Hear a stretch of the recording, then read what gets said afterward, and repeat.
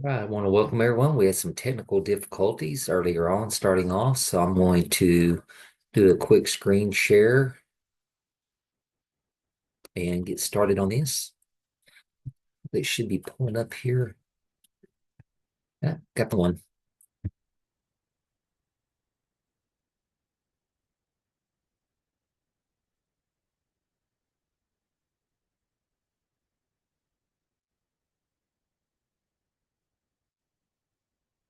Full evening has been like this.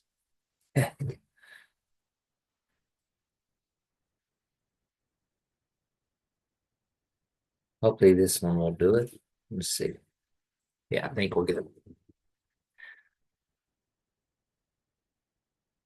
So this week we're talking about evaluation and identification and placement. So really the week can be divided into a couple different sections, looking at initial assessment, placement, reevaluation or triennial evaluation, or every 3 years. And then the last one is looking at independent educational assessment, doing testing from an outside agency. So that's kind of really the four categories we're going to focus on this evening. So types of evaluation. We look at one, evaluation is an essential beginning step in the special education process for a child with suspected disability. So, as I mentioned, we have our initial evaluation. That's the one that's the very first time that the student's evaluated. To get to that point, we've had a referral process, parent request, and we've also hopefully have done some MTSS, RTI, SIT, and GI, which are intervention systems. We look at reevaluation, often referred to as triennial or a 3-year reeval, and it's usually done mutual consent between the parent and the school. Then we also have what we call or refer to as the independent educational evaluation. Usually those are requested by the parent. They're completed by an outside agency that is different from the school district. They are general or for a specific purpose. For example, could be assistive technologies, and it's at no expense to the parent. So usually falls back on the district for that. Next thing we want to look at is initial evaluation. So, by law, we have to look at a few things. So, before a child can receive any type of special educational related services for the first time, we're looking at a full and individual initial evaluation must be conducted. And also, it has to be done at the request or permission of the parent. And also, if we're looking at suspected disability. So, the purpose is to determine needs. And so, we want to look at what we call the present levels of academic achievement performance, accommodations, and any modifications that might be needed. So we have referral information, which becomes part of the evaluation process. We have informed parent consent, which must be obtained. If we have no consent, we can't do the evaluation. Okay, we have a reasonable intent to get consent. We do at least 2 times and in 2 different ways. We have 60 school days to complete the evaluation, and the IEP must be developed within 30 days of eligibility determination. An extension, the child is only available if the child is not available or they change districts and parent consents in writing to the extension. Next thing we want to look at is what we call the evaluation team. So that's comprised of our parents, our special education teacher, general ed teacher, building level principal, school psychologist, or the psychometrist, and others that may have knowledge and testing skills that are needed, such as speech language pathologist, occupational therapist, physical therapist, or a behavioral interventionist. Next thing we want to look at is the evaluation considerations. So we have a comprehensive evaluation in all areas of need. We have English language learners or ELL that must be addressed. Uh, Evaluation considerations are they have to be administered by a qualified or trained professional. And areas evaluated are cognitive, communication, motor skills, health, education, social emotional, self-care, and then transition if they're 14 years and older. So those are some things we have to take into consideration. How will the parent know if someone requested initial evaluation for their child? Okay, so once there's been an initial evaluation has been made, the first thing the school must do is give the parent a copy of their parent rights. Whenever the school gets a request for an evaluation, school must also provide prior written notice to the parents. That notification must describe the evaluation procedures that the school wants to do. Also, the parent should be able to understand what the school wants to do and why they're wanting to do it. The school must get informed written consent from the parent before they even do the evaluation. And if the parent does not agree to or understand what is requested, the school cannot do the initial evaluation. So it's important to note that giving consent for an initial is not the same thing as giving consent for the start of special education and related services. So if the child was evaluated and qualifies for special education, the school asks the parent to consent for uh, services to begin. So as you can see, it is a process, multiple steps involved. Determining eligibility. Things that we have to do is when the evaluation is finished and all the information is compiled, the team should find a time to meet and discuss if the child qualifies. It's called determining eligibility. Parents are included in that meeting. School must give parent notice at least 10 calendar days before the meeting day.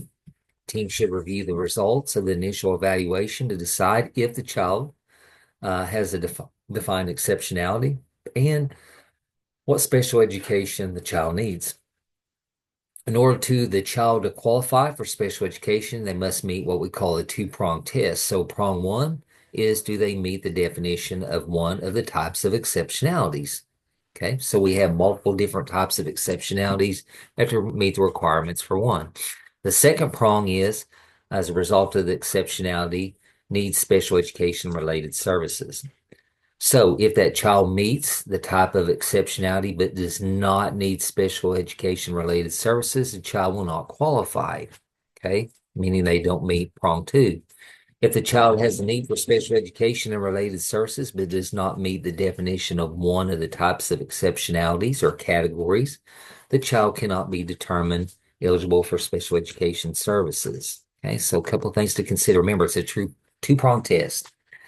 Rule outs for determining eligibility. Student cannot be determined eligible for services based on the following. One, lack of instruction in reading or the five areas of reading, such as phonemic awareness, phonics, fluency, vocabulary, and comprehension. The second thing is lack of instruction in math, and then limited English proficiency. Okay, so if the child has limited English proficiency, materials and procedures used to assess that child must be selected and administered to ensure that they measure the extent to which the child has a disability. Okay, it's meant to protect children of different racial, culture, and language backgrounds from being misdiagnosed. Hey, rule outs. A student cannot be determined to be eligible for services based on, oh, already covered that one, limited English proficiency, instruction of math. Okay, evaluation decision must be written. After we look at all the information from the child's evaluation, the team must write out the decision made regarding the child qualifying for special education related services. The written evaluation report is a documentation which confirms the child qualifies. So we have a copy of the report must be given to the parent, and the school will keep a copy of the report, meaning the comprehensive report after testing has been done. So also another note, the school does not have to write down the type of exceptionality the child has. The written evaluation report may just say that the child has an exceptionality, but not say what type. So it's under prong one.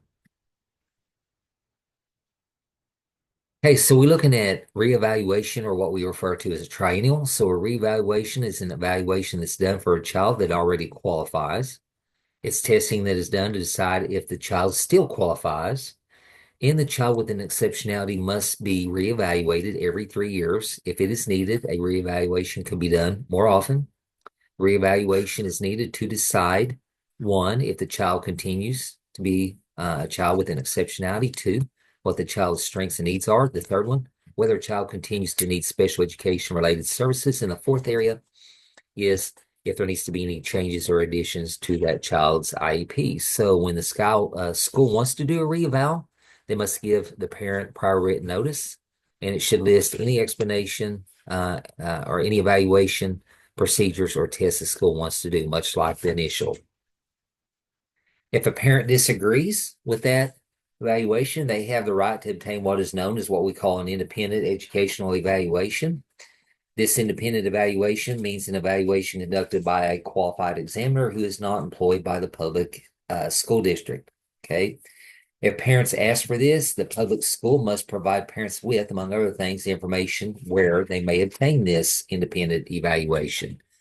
$1 million question, who pays for it? The answer is that some independent evals are at public expense and others are paid for by the parent. Public expense means that the public agency or school pays for the full cost of the evaluation or ensures that the evaluation is otherwise provided at no cost to the parent. The public agency may grant, request, and pay for the independent education evaluation, or it may initiate a hearing to show that its evaluation conducted by their own in-house person was appropriate. Okay, some commonly asked questions when we're talking about eligibility and determining initial placement. So, can the school end a child's qualification for special ed? Answer to that is no. Once a child qualifies for those services, it can be ended or changed. It cannot be ended or changed without an evaluation, an IEP team meeting, and a written consent. Another commonly asked question is, can a parent stop special education services for their child? The answer to that is yes. This is called revoking consent. Parents can revoke consent for special education services in writing at any time. If the parent decides later that the child could use those special education services or related services, an initial evaluation needs to be done. Okay, the next commonly asked question is, what if there is no need for a reevaluation? So before doing the reeval, the parent and school will decide if that reevaluation is needed. Reevaluation should be done at least once every 3 years unless the parent school agree in writing that none or that one is not needed. Again, not uncommon for that to occur. Does happen. Okay, so on this slide, this is a good chart to look at. It kind of gives you the evaluation process in chart form. So we have the referral. School receives the referral. Then we have to get parents' rights. Parent gets a copy of their parents' rights. We have to have prior written notice and parent written consent. Then we have the evaluation or reevaluation that's conducted. Then we have what we call the eligibility report or the comprehensive report that's presented by the examiner, meaning the school psychologist or school psychometrist. And so we've got, you can see the timeline. So once you get prior written notice and parent consent, that starts the countdown. Day one, you have 60 days to get the reeval or the initial eval in the comprehensive report back, and then you determine whether the child is eligible or not eligible for services. Okay, so this is kind of a little bit about the evaluation process and how some things have to happen. So, discussion board. This is your assignment for this week is a discussion board, and it's all centered around and focused on determining eligibility. So, the discussion board topic provides some questions that we're asking you to reflect on and answer. And so, there are 4 guiding questions. So if you look at the first one, why is there such a stringent regimentation in determining eligibility and placement for special education? Okay, there are multiple steps. It's just that we can't all of a sudden out of clear blue decide to test a student and bring them in and do it. We have to go through multiple steps. Why is that? Okay, why is there a two-pronged test for determining placement? We talked about this in the slide deck. It's a great resource for you for a two-pronged test for determining placement. It's often done so we don't over-identify. Third question, why are rule outs part of this process? Okay, we need to have rule outs that are there. We look at multiple factors when we determine if a student qualifies. Okay, we should not rely on one single test as a sole determining factor on whether a student qualifies. We need to look at multiple things. Fourth question, in your opinion, does this process ensure that the appropriate students are placed in special education? Why or why not? It's open-ended. It's guiding questions for the discussion board post this week. There's your assignment. So we want you to post your summary of the questions, above questions with your reflection. Okay, so that's going to be about anywhere from 300 to 500 words, and then respond to at least 2 of your peers, 75 words to 100 words each. So you're going to have your initial post, and then please make sure that you respond to at least 2 peers or colleagues in the class. Yes, we want you to complete your eligibility placement discussion. Look at your week 6 question or readings coming up, and then be prepared next week in our week Zoom 6 for any discussion points or questions that you may have. So please feel free to reach out to me by email if you have any questions. Be glad to answer that. And also remember that your discussion board assignment this week will be due Sunday on or before midnight. So stay warm and hopefully the weather's going to start warming up for us. And I'll see you next week. Thank you.